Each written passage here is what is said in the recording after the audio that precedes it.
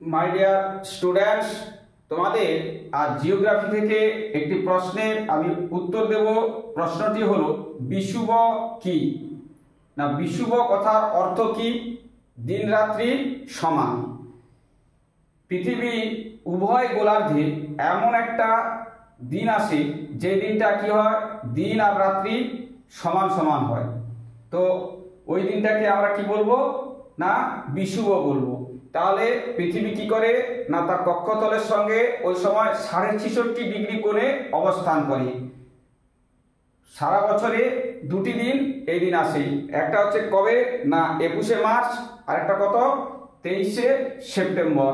এই দুটো দিন পৃথিবীর দিন রাত্রি সমান হয়, উভয় গোলার্ধে দিন রাত্রি সমান সমান হয়, এই জন্য একে বিষুব বলা হয়। তাহলে বিষুব কথার অর্থ দিন রাত্রি সমান সমান।